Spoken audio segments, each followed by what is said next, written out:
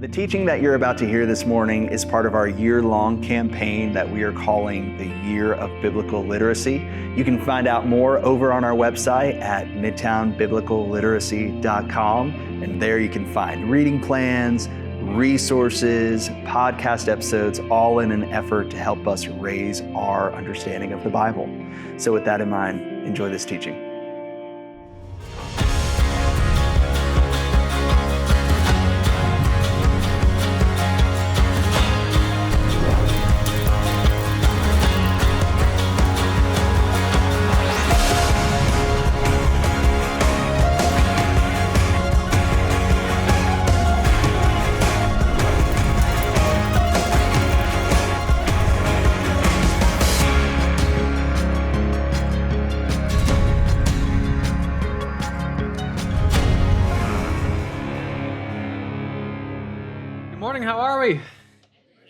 All right. Congrats to my Gamecock friends for a big win last night.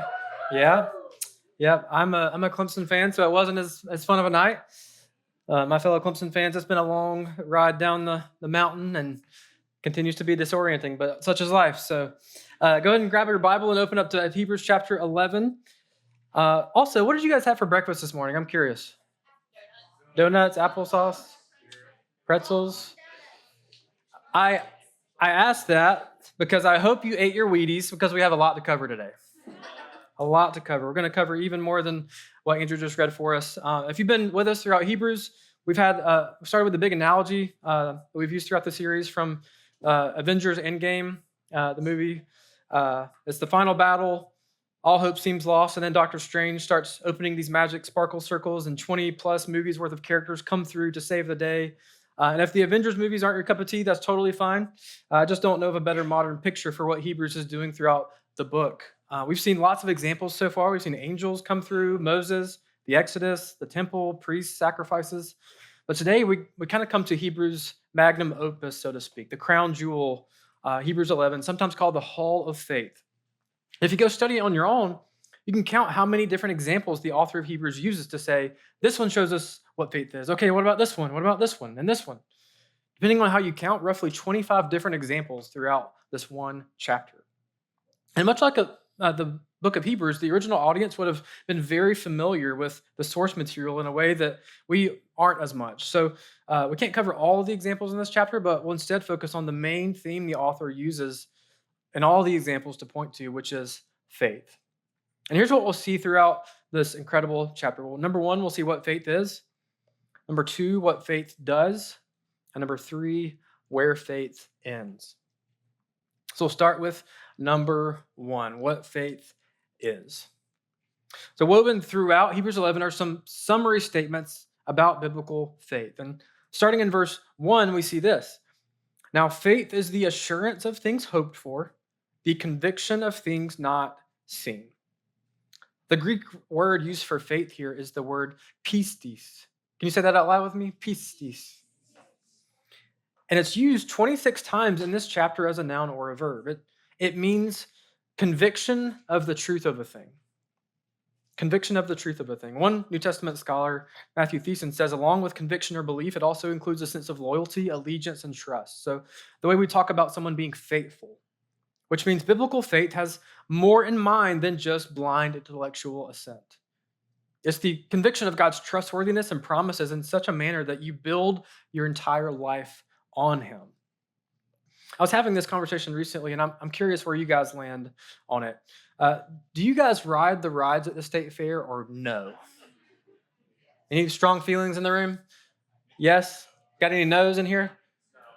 No's? Okay, yeah. All right, so I was having this conversation with someone, and they were saying, no, of course I don't ride things that were brought in on a truck. That's different from Carowinds. No, thank you. I don't really do either anymore because I'm old and they give me headaches now. But regardless of where the ride is, when you get on a roller coaster at Carowinds or wherever, it takes faith to trust that that lap bar or seatbelt is going to keep you safe. Because it's the only thing between you and certain death. You're entrusting your life, your existence to that hydraulic lap bar, to the engineers who designed it and built it and hopefully are maintaining it. Biblical faith is more than just, yes, I agree with that idea. It's conviction that leads to action. It's not just cognitive theoretical trust, but active trust. Next part is in verse 3. By faith, we understand that the universe was created by the word of God, so that what is seen was not made out of things that are visible. There's an aspect of biblical faith that recognizes and acknowledges there's more to the world and the universe than what meets the eye. Another way to say that is that faith is not opposed to logic or reason or rational thought, but it does see supernatural, invisible things that exist in our visible universe. Look at creation closely enough, and you'll see all kinds of things that are unexplainable by merely naturalistic or materialistic explanations. So, for example, the fundamental forces that hold the universe together, the strong nuclear forces, the gravitational force, the electromagnetic force, we can describe them, we can calculate them, we can trust that they exist, but we cannot explain why they're there. Can't see why they're there. Only that without them, nothing would hold together. Or take what's called the Big Bang. We can measure all kinds of things that scientifically point to there being a beginning to our visible universe. What we can't explain or see is how or why it happened in the first place. So the question is, well, then what made the Big Bang go bang? Ethnobotanist Terence McKenna says it like this. He says, modern science is based on the principle, give us one free miracle and we'll explain the rest. Give us one free miracle and we'll explain the rest. Biblical faith has no problem with any of those because it trusts that the universe was made by an invisible God who spoke it into existence, who has woven all kinds of supernatural and visible realities into creation. The next part of biblical faith is in a few places, but most clearly in verse 6, where it says, and without faith it is impossible to please him. For whoever would draw near to God must believe that he exists and that he rewards those who seek him. Biblical faith is not just faith in something bigger, something metaphysical. It's not the classic, I'm spiritual, not religious. A biblical faith believes that God exists and rewards those who seek him, that he's a personal God who's been initiating relationship with us since as long as we've existed. He wants repaired relationship with us. He sent his son to live perfectly and die terribly and resurrect, conquering the grave to make relationship with him possible. Verse 6 also tells us that without faith, it's impossible to please him. This idea comes up in verse 2, which says, for by it, or faith, the people of old received their commendation. Same idea is mentioned in verse 4, 5, and 39. And the idea here is that God is pleased by faith. He commends people for their faith. This is illustrated most specifically in the story of Abraham. And if you're unfamiliar with Abraham's story, Genesis 12 through 18 tells us that God called Abram when he was a wandering nomad to himself. And he told him to leave his homeland, his family, everything he knew, and go to a foreign land. Then God said to him, through you and your offspring, I will bless the world. The only problem was that both Abraham and his wife Sarah were very old, significantly past childbearing age. But God says to him, essentially, I will do what you cannot do for yourself. Just trust me. And Genesis 15:6 says his answer was, and he believed the Lord, and he counted it to him as righteousness. Out of all the examples in Hebrews 11, Abraham gets camped on the most because his life shows us the most robust example of biblical faith in the Old Testament, what it means to have assurance of things hoped for or conviction of things not seen. And at the core of it is trusting God's ability and not your own. Completely relying on him for what you cannot do for yourself. And lo and behold, God's miraculous provision, Sarah becomes pregnant. Paul in Romans 4 takes Abraham's example and makes it clear that his faith is not a work, but an anti-work.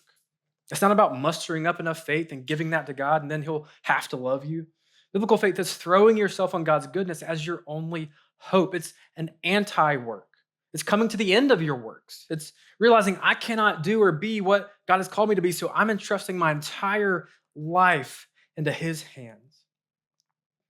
And the last little point while we're talking about Abraham, verse 19 references another part of his story when God asked him to sacrifice his son Isaac. And look at what it says. He considered that God was able even to raise him from the dead, from which, figuratively speaking, he did receive him back. And this verse is incredible because it tells us that Old Testament Abraham, not knowing anything about Christmas or Jesus' incarnation or the cross, had faith that God was so committed to fixing what was broken in this world that even if it meant he would have to resurrect Isaac back from the dead, God could be trusted. Ultimately, that story that can be confusing to us was a precursor because it wasn't Abraham's son who would have to die and raise from the dead, but God's own son, Jesus, who would do that to pay for our sins and prove once and for all that he can be trusted. So, in conclusion of this point, here's a working definition of biblical faith according to Hebrews 11. Faith is complete trust and reliance on God for your outcome in this life and eternity. Complete trust and reliance on God for your outcome in this life and in eternity. We tend to want to separate out trusting God in this life versus trusting Him with our eternity. Like sometimes I think we want the option to trust God for our eternity, but not necessarily our life. And throughout this entire chapter, that separation is not something the author allows. He teaches that it's all the same faith, it's the same reliance. He says, look at Abraham's life. Look at the situations he faced. Look how he trusted God completely, no matter what the outcome would be.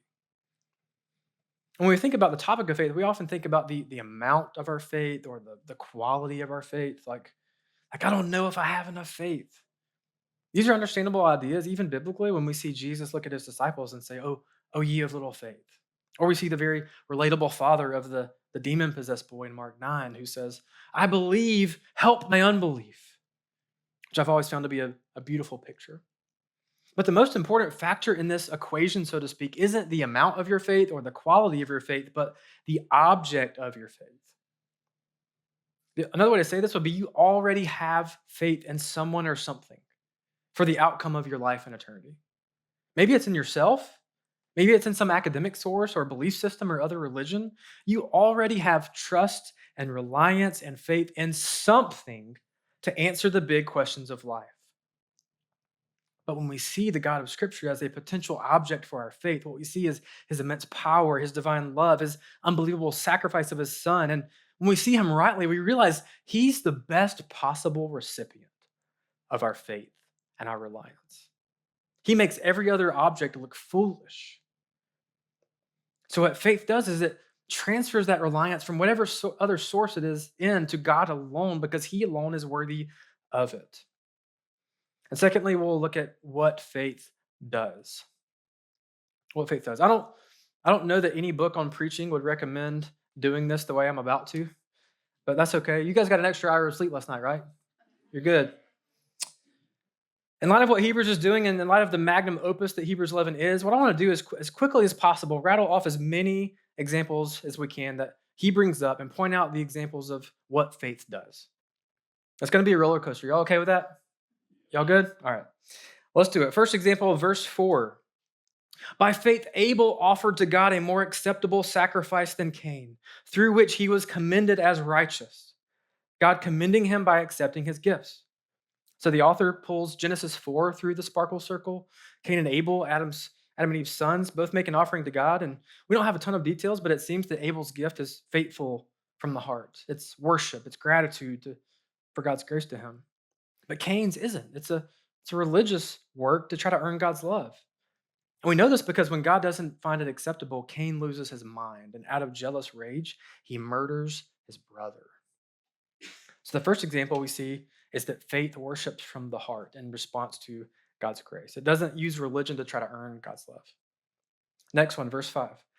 By faith, Enoch was taken up so that he should not see death, and he was not found because God had taken him. Now, before he was taken, he was commended as having pleased God. It pulls an example from Genesis 5. Enoch walked with God by faith in such a way that he literally didn't die.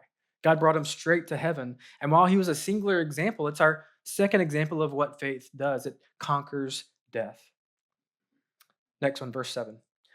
By faith, Noah, being warned by God concerning events as yet unseen, and reverent fear constructed an ark for the saving of his household. So from Genesis 6 through 8, Noah comes through the Hebrews portal, and by faith, Noah trusted God's warning, even though it sounded crazy. In faithful obedience, he built a boat, even though he looked insane to the people around him.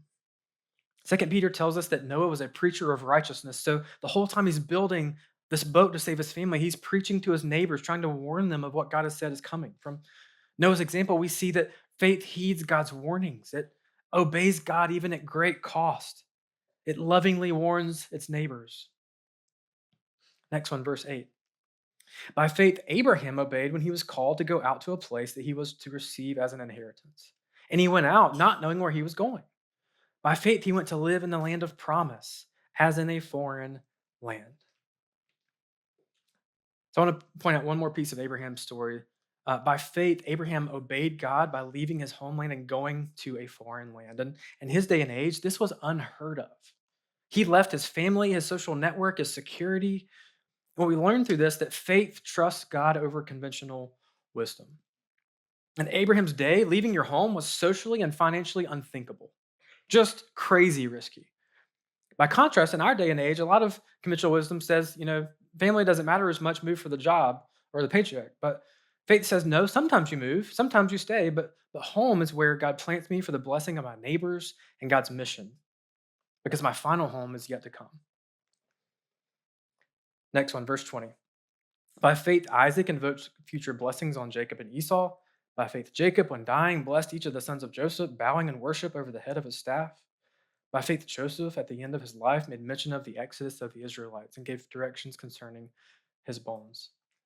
So here's the thread in these stories. Faith blesses the next generation.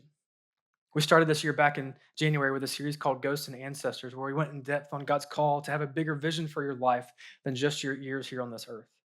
To bless your kids, your nieces and nephews, the kids you bless in Kidtown, your neighbors, your coworkers. God calls us to be spiritual ancestors by seeing our lives as existing for others.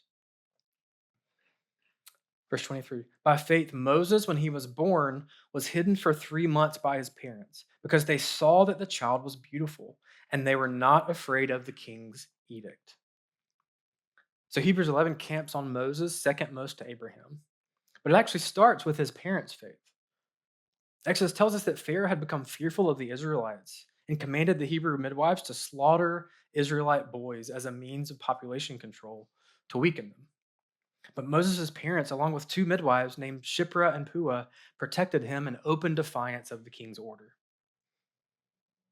What we learn here is that faith courageously defies unrighteous rulers, especially when kids are involved. That faith protects kids.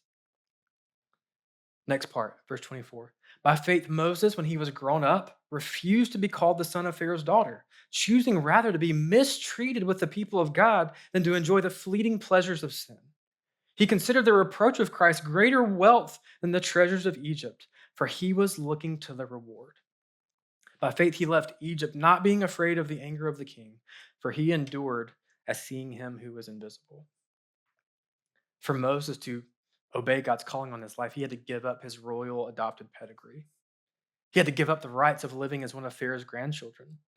He gave up wealth and comfort and chose instead to be mistreated with God's people. Faith sacrifices worldly comfort and wealth for God's kingdom. Faith fears God over any man. That's a theme for Moses, his parents, and the midwives. They feared God and did not do what the Pharaoh commanded. Verse 29. By faith, the people crossed the Red Sea as on dry land, but the Egyptians, when they attempted to do the same, were drowned. By faith, the walls of Jericho fell down after they had been encircled for 7 days. By faith, Rahab the prostitute did not perish with those who were disobedient because she had given a friendly welcome to the spies. So we don't have the time to get into the details of all 3, but simply put, again, faith trusts God over conventional wisdom. And yes, we've already done that one, but here it is again. An escape plan through a lake, trusting a supernatural path to open for you, conquering a city by blowing trumpets, befriending spies as a prostitute. None of these are conventional wisdom, way to prospering, but faith obeys God over conventional wisdom. And we're coming to the dramatic conclusion here in verse 32. And what more shall I say? For time would fail me to tell of Gideon, Barak, Samson, Jephthah, of David and Samuel and the prophets, who through faith conquered kingdoms, enforced justice, obtained promises, stopped the mouths of lions, quenched the power of fire, escaped the edge of the sword, were made strong out of weakness, became mighty in war, put foreign enemies to flight. Women received back their dead by the resurrection. So Gideon, Barak, Samson, David, Samuel, the prophets, these women who received back their dead by resurrection, Like the Israelites who crossed the Red Sea and saw Jericho's walls fall. What does faith do? It wins by all kinds of means, all kinds of measures. Faith wins. It overcomes impossible odds by relying on God's power. It wins wars. It conquers empires. It sees justice come where there is none. It overcomes death itself. Faith wins. Sometimes. What do you mean by sometimes? Let's keep reading in the next sentence. Some were tortured, refusing to accept release, so that they might rise again to a better life. Others suffered mocking and flogging, and even chains and imprisonment. They were stoned, they were sawn in two, they were killed with the sword. They went about in skins of sheep and goats, destitute, afflicted, mistreated, of whom the world was not worthy, wandering about in deserts and mountains, and in dens and caves of the earth. On first glance, this reads a bit like Bible whiplash, doesn't it? Like when I was younger, this section used to just floor me. Like I was like, hold on a second. How can this possibly all go together? And also, how do I get to the first section, please? Where's the line for that group? Some were tortured. Some were mocked. They were flogged. What does that word even mean? Imprisoned, stoned, cut in half, killed by the sword. Some wandered this earth in animal skins, destitute, afflicted, mistreated. That's not the life that anyone hopes for, not the outcome anyone dreams of. What we see clearly in these verses is that faithfulness does not equal prosperity. Faithfulness does not necessarily equal prosperity. All these people had faith. They completely relied on God for their outcome in this life and eternity, and their outcomes in life were quite different. Matt Chandler on this topic once said that instead of the very problematic prosperity gospel, where people take verses out of context and teach that if you just follow Jesus, God will bless you. He'll give you everything you want in this life. Instead, we should preach, follow Jesus, it may end badly. Follow Jesus, it may end badly. Just to personalize this a bit to our own lives, let's do this. Let's separate the room into halves. Let's say this is the dividing line right here in the middle. Let's just say that we're all in here people of faith. We're the collective group Hebrews 11 is talking about. We have saving faith that endures to the end. All right, can I get 3 volunteers on the left side of the room? Just 3 people stand up. Real quick. Not everyone at once. 1, 2, 3. There you go. We got it.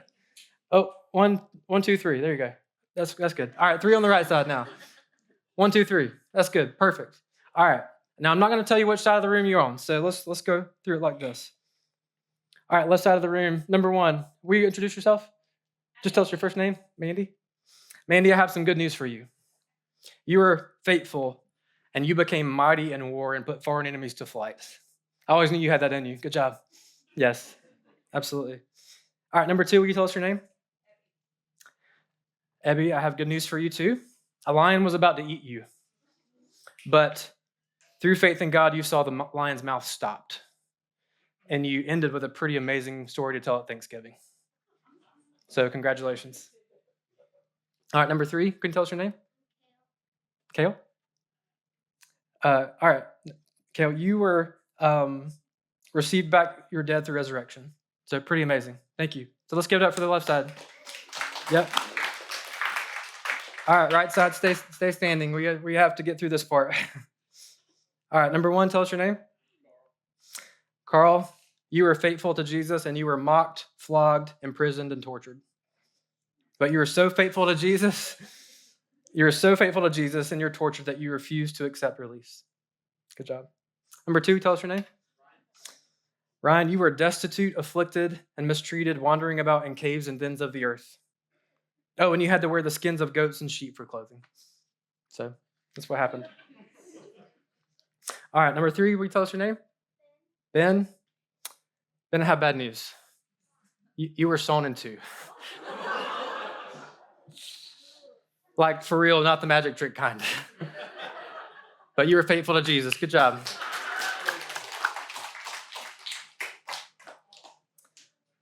So the question that follows that exercise is, what reward could possibly make all those differences make sense?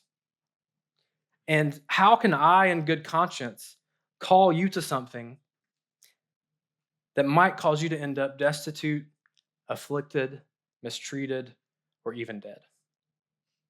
And number three is going to answer that question for us: where faith ends. If you read through Hebrews 11, you may notice a little pattern. Let me show you. Verse 10 says this about Abraham. It says, "For he was looking forward to the city that has foundations, whose designer and builder is God." Verse 26 talks about Moses, and it says he was looking to the reward. Verse 13 through 16 talks about many different people, and it says, "These all died in faith, not having received the things promised, but having seen them and greeted them from afar, and having acknowledged that they were strangers and exiles on the earth. For people who speak thus make it clear that they are seeking a homeland. If they had been thinking of that land from which they had gone out, they would have had an opportunity to return. But as it is, they desire a better country, that is, a heavenly one. Therefore, God is not ashamed to be called their God, for he has prepared for them a city." And finally, after that big crescendo we just read, look at what he writes in verse 39. "And all these, though commended through their faith, did not receive what was promised." So there's a theme about faith throughout this whole chapter that explains to us how all these people were able to lead the lives they lived and even lose what they lost. All of them were looking forward to a reward that was yet to come, a city whose designer and builder is God, a homeland far from here. They knew they were strangers and exiles on the earth. And ultimately, no matter how badly they lost, they all won, because depending on your timeline, faith always wins. Not necessarily here and now. In fact, faith often trusts God despite all the ways that here and now suffers. But these people had confidence that because God is who he says he is, victory was coming for them. Hope was coming for them. Resurrection was coming. That better country was coming. That better country, that heavenly city, is the end result of faith for all. That place where God dwells with his people and wipes every tear from their eyes, where there's no more crying or pain for those who have been reconciled to Christ. All these people, the author says, trusted God in difficult circumstances because they weren't just thinking about their lives here on earth. They had this vision of an eternal homeland beyond our brief days here. They desired a better country, and this desire and vision enabled them to accept the difficult parts of trusting God. I once saw Francis Chan talk about this, and he brought like a 100-foot rope on stage. And the rope had a little bit of red tape on the end of one side, maybe like 2 inches long. And he used that to say that the red tape is what happens in this life on earth. And the other, 99 and a half feet of rope is symbolizing eternity. And that's how we as Christians are to think about this. We have hope for redemption and reward far beyond the last breath we take on earth. And the claim offered to us here is a bold one, that the reward of the better country is so great that the differences we experience on the way there become inconsequential. That rope and the glory and unending joy it represents is so long and so unthinkably wonderful that the differences in the red tape part, the first few inches, won't look all that meaningful in the end. If you stop the mouths of lions and I got sawn in two, what difference does that make 100,000 years into paradise? And maybe think about it like this. If all of us were given a free trip to Tahiti for a month, like one of those awesome huts out on the water where you're literally sleeping on top of the ocean. I've always wanted to go to one of those. And half of you get a smooth flight all the way there, but the other half of us get a few delays and cancellations, and you sit next to a crying baby overnight, and it's awful. You still get there a day late, and you have a free month in Tahiti. At the end of the trip, you hardly remember the flight there. Now, I have no idea what is in store for your life. And some of you, upon hearing this, may realize that, relatively speaking, you've been in the first group so far. You've been blessed with a life that somewhat resembles the life you wanted. Things have worked out for the most part. That's grounds for gratitude and also humility, knowing that your day of testing is coming. There was someone in my life years ago that that I kind of thought this about, that they just seemed like in every possible way, #blessed. Like life could not have possibly gone much better. And I wondered what would happen with them if the bottom ever dropped out of their life. And then it did. And I was just stunned by the faith I saw in them in response. Because their faith was not in their outcome or their circumstances or their blessings. After all, it was in Jesus. And it shined so brightly in the midst of horrible difficulty in their lives. Others of you may feel like you're on the other side of the spectrum. Maybe you haven't been sawn in two yet, but you feel that your life has not been what you hoped. Following Jesus has been more costly in some way. Faithfulness in your situation has maybe been harder. Maybe you hear this and you're thinking, why did I get this circumstance? Why did I get this difficulty? Why am I over here with lack when other people seemingly have these storybook endings? Why did this step I thought I took in obedience to God turn out to be so terribly difficult? Maybe you have your own deeply personal versions of that question. Why did that person have to get sawn in two? Why did that person have to get tortured for their faith? And the answer we see in our passage is that we have such an audacious reward promised to us that even those who were sawn in two won't feel gypped. And that is wild, but it's true. That these people in Hebrews 11 looked at their circumstances and they said, if trusting God means this outcome, then so be it. My eyes are pointed toward that better country. My faith is not in this life. My faith is in He who raises the dead. And I know we naturally want things to be easy, if possible. We want trust and faith in God to be as comfortable as possible. But the reality is, no matter what your experience has been so far, hardship and testing are coming for us all. And I hope what we see from this chapter is that there's something so much greater than having an easy, comfortable life. There's a God who calls us to trust Him no matter what, because He has always been for our good, and He is preparing that better country, a heavenly city that makes a comfortable life pale in comparison. So as we wrap up our time today, I just want us all to hear this call from the author of Hebrews in the opening verses of chapter 12, because this is his answer to the what's next question after chapter 11. That's what he says in verse 1. Therefore, in light of all that, since we are surrounded by so great a cloud of witnesses, all those who have faithfully run their race and now watch us eagerly, almost as if they're cheering for us, let us also lay aside every weight and sin which clings so closely, and let us run with endurance the race that is set before us, looking to Jesus, the founder and perfecter of our faith, who for the joy that was set before him endured the cross, despising the shame, and is seated at the right hand of the throne of God.